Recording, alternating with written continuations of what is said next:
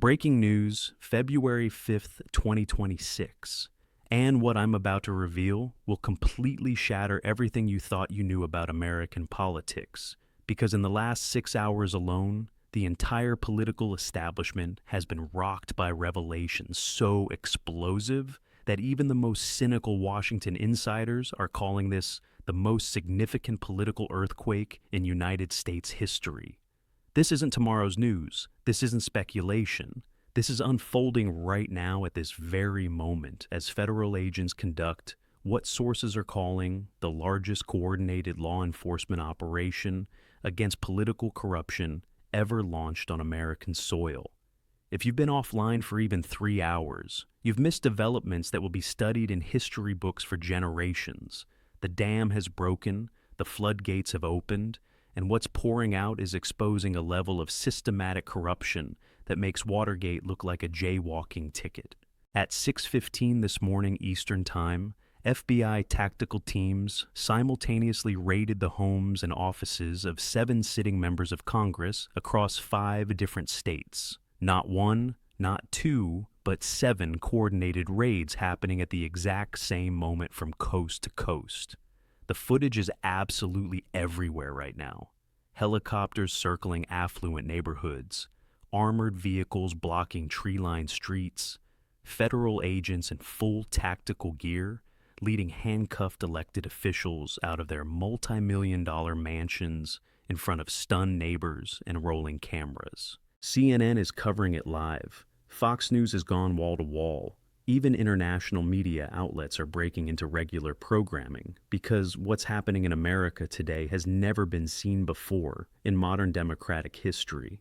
And the connections being exposed trace directly back to intelligence operations that Donald Trump himself initiated during his presidency, investigations that were deliberately sabotaged, evidence that was systematically destroyed, and whistleblowers who were threatened into silence by the very people now being dragged out in handcuffs.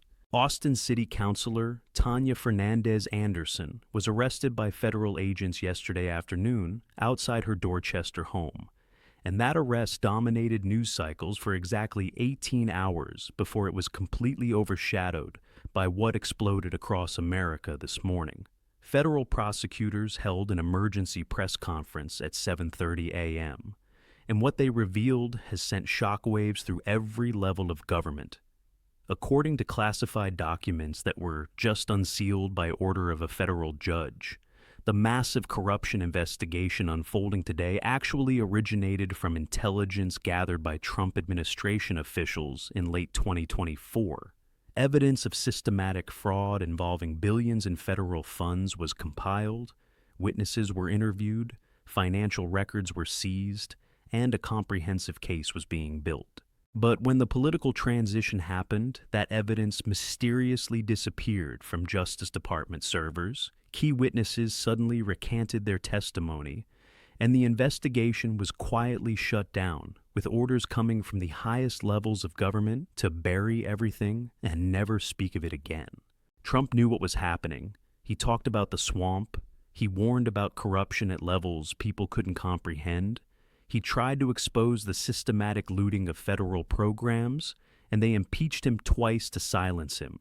They raided his home. They indicted him on charges that legal experts called politically motivated persecution. But what Trump's team had discovered didn't disappear. It couldn't be erased completely.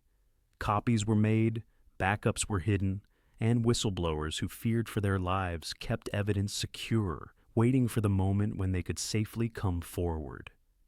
That moment arrived 3 weeks ago, when a former intelligence analyst walked into FBI headquarters with encrypted hard drives containing everything, and federal prosecutors spent the last 21 days verifying every document, confirming every transaction, and building cases so airtight that even the most corrupt judges couldn't dismiss them.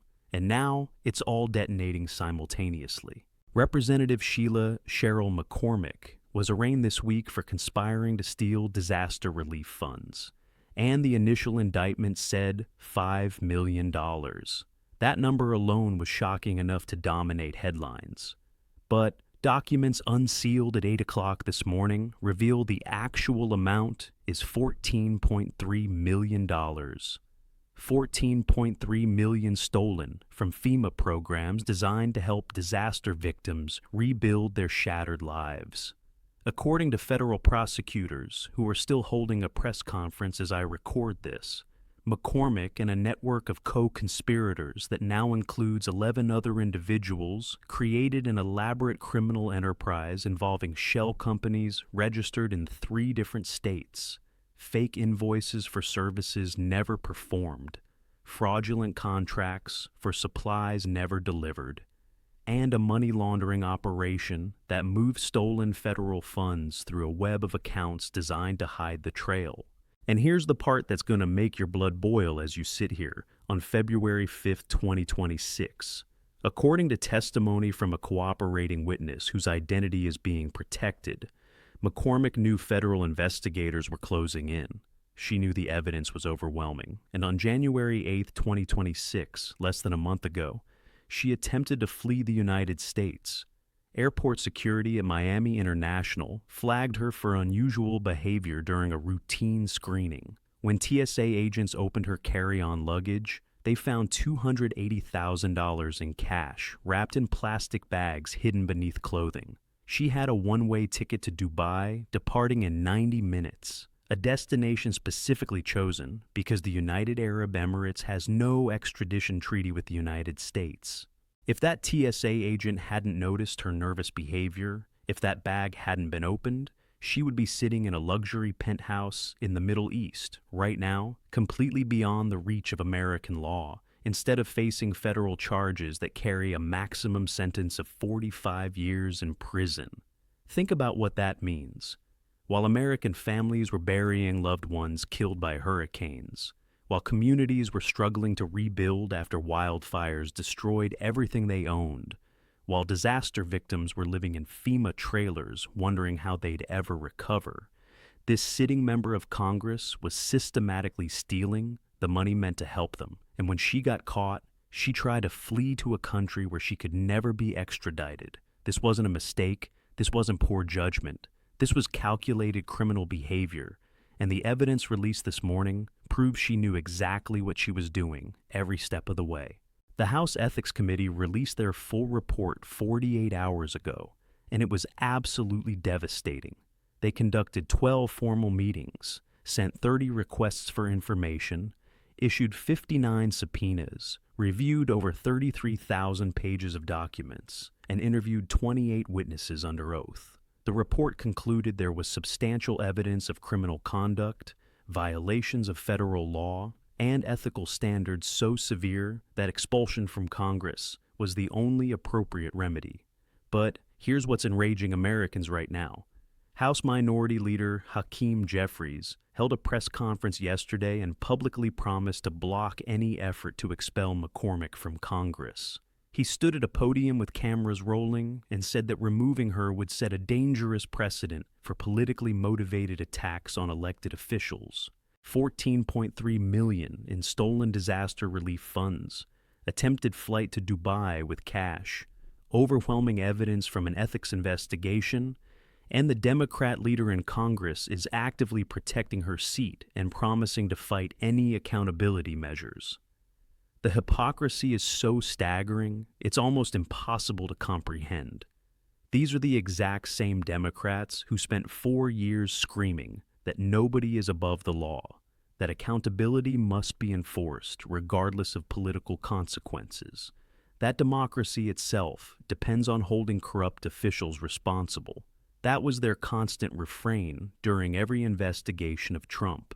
But the moment one of their own is caught red-handed with stolen money trying to flee the country, suddenly all that rhetoric about accountability evaporates, and it becomes about protecting power at any cost. But Sheila McCormick is just the beginning of a corruption scandal that's exploding across America today. Judge Andrea Bradley Baskin in Detroit was federally indicted last week on fraud and money laundering charges. The original indictment said she stole $273,000 from vulnerable adults under court-appointed guardianship. That figure was horrifying enough. But documents released at 9 a.m. this morning by the Eastern District of Michigan revealed the actual amount is $2.4 million stolen from 71 different victims over a 9-year period.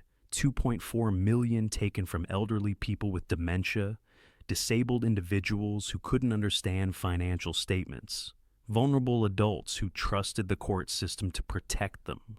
Think about what that means right now today. This wasn't some random criminal. This was a sitting judge who took an oath to uphold the law and protect the defenseless. According to the expanded indictment released this morning, she created fake guardianship companies with names that sounded official, filed fraudulent court orders that she herself signed using her judicial authority, and worked with a network of corrupt attorneys and social workers to systematically drain bank accounts belonging to people who had absolutely no ability to defend themselves or even comprehend what was happening to them. Court documents reveal she specifically targeted elderly victims with advanced dementia because they couldn't testify against her, and disabled individuals with cognitive impairments because they couldn't understand financial records well enough to notice the theft. This went on for 9 years. 9 years of systematic predation against the most vulnerable people in Detroit. 9 years of a judge using her position of trust and authority to rob people who couldn't fight back. And according to witness testimony released today, other officials suspected something was wrong. They noticed unusual patterns in her guardianship cases, but nobody investigated because she was politically connected and challenging her could end careers. That's how corruption operates when it becomes systematic. It's not just the criminal stealing, it's everyone else looking away because exposing the truth is too dangerous. Judge Rosie Speedlin Gonzalez in Bexar County, Texas, was arrested last month on felony charges for ordering a defense attorney handcuffed in her courtroom. That initial story was shocking.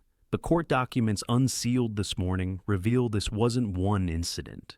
It was a 3-year pattern of judicial tyranny. According to testimony from 17 different attorneys and court staff, she weaponized her courtroom to punish anyone who disagreed with her political activism.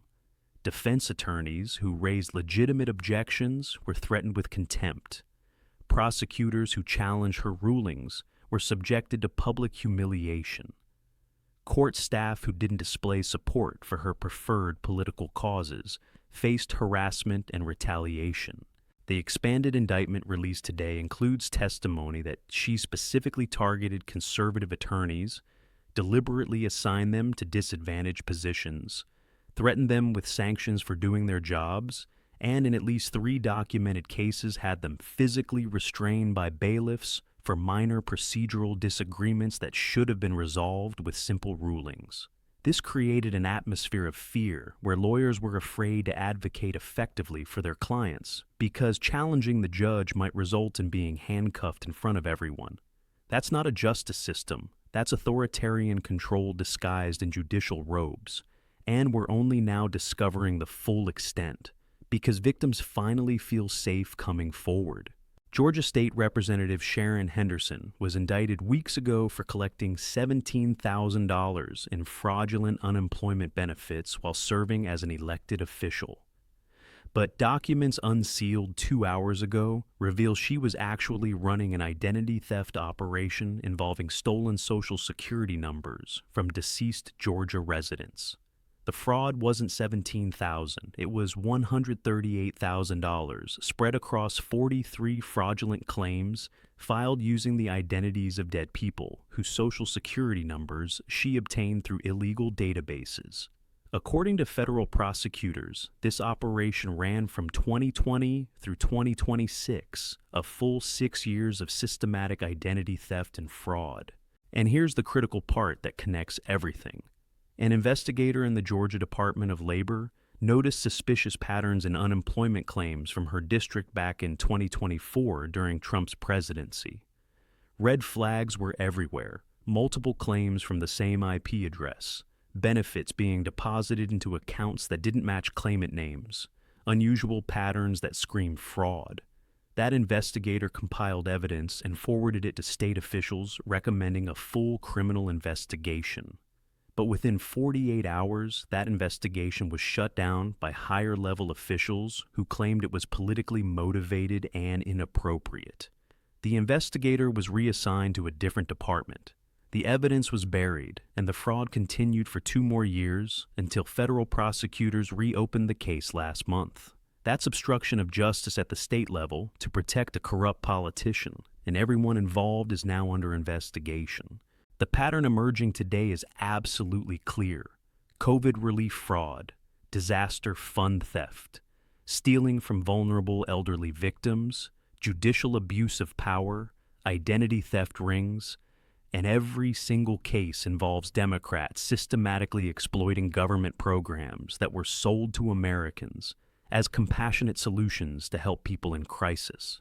The Minneapolis Medicaid fraud that's been exposed, the Los Angeles healthcare fraud that auditors revealed yesterday involves $6.8 billion from one county alone.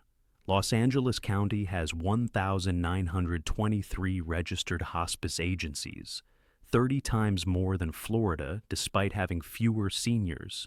And federal investigators now believe over 1,400 of those agencies are completely fraudulent, just billing offices and strip malls submitting fake Medicare claims for services never provided to patients who don't exist. Why would one county need nearly 2,000 hospice agencies? They don't.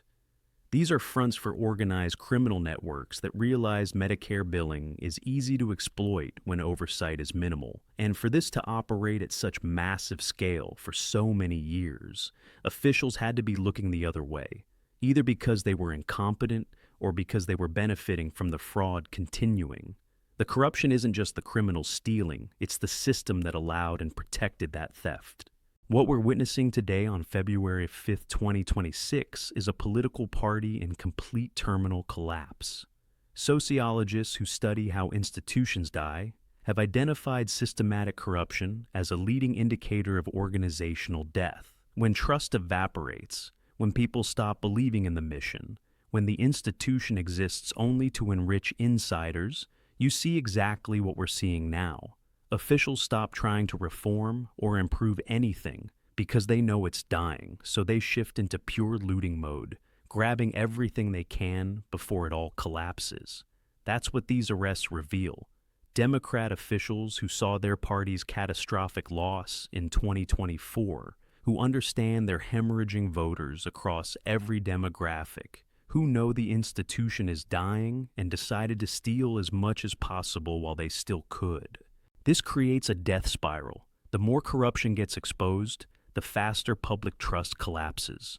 The faster trust collapses, the more the party declines. The more it declines, the more officials loot it. We watch legacy media die this exact way. They had monopoly power for decades. They abused it by becoming partisan propagandists. People stopped trusting them. Their audiences collapsed. And now they're bankrupt. The Democrat Party is following the identical trajectory right now. They lost 2024 catastrophically just 3 months ago. They're losing Hispanic voters, Black voters, working-class voters across all demographics. Their policies are rejected everywhere. And now their officials are being arrested in numbers never seen before. With more arrests coming, according to prosecutors who say today's operations are just the beginning of a months-long campaign to hold corrupt officials accountable. Every arrest reveals more betrayal. Every indictment exposes more lies. Every investigation uncovers billions in systematic theft. And it becomes impossible to maintain the fiction that they care about ordinary Americans when the evidence proves they were robbing programs meant to help vulnerable people. Hakeem Jeffries protecting McCormick, despite overwhelming evidence, shows the party prioritizes power over accountability. But Americans aren't buying it anymore in 2026. You can only cry wolf so many times. You can only scream about justice while protecting criminals before people see through it. The mask is off. The facade is crumbling. And what's underneath is systematic corruption so deep that federal prosecutors say they're still discovering the full scope. Judge Baskin stealing from dementia patients over 9 years. McCormick trying to flee to Dubai with stolen disaster money. Henderson running an identity theft ring using dead people's social security numbers. Judge Gonzalez terrorizing attorneys who challenged her activism. These aren't isolated incidents. They're symptoms of institutional rot, of a party that's completely abandoned any pretense of public service in favor of pure self-enrichment and power maintenance. And it all connects back to investigations Trump initiated that were buried to protect the establishment. Trump warned us the swamp was deeper than anyone knew. He tried to expose systematic corruption. They impeached him twice to silence him, raided his home, indicted him on charges legal experts called political persecution. But the evidence he uncovered didn't disappear. Whistleblowers kept it safe. And now, it's all detonating simultaneously across 7 states, with federal agents making arrests, prosecutors unsealing indictments, and more coming every single day according to Justice Department sources. This is what accountability looks like after years of corrupt officials believing they were untouchable. This is the swamp finally being drained in February 2026. This is ordinary Americans finally seeing the truth about politicians who claimed compassion while systematically looting programs meant to help them. The arrests happening today are just the beginning. Federal prosecutors say dozens more investigations are active, more indictments are coming, more corruption will be exposed. The Democrat Party's terminal decline is accelerating. And what we're witnessing is the death spiral of an institution that betrayed the trust of millions of Americans who believed their lies for decades. History is being made today, and the consequences will reshape American politics for a generation.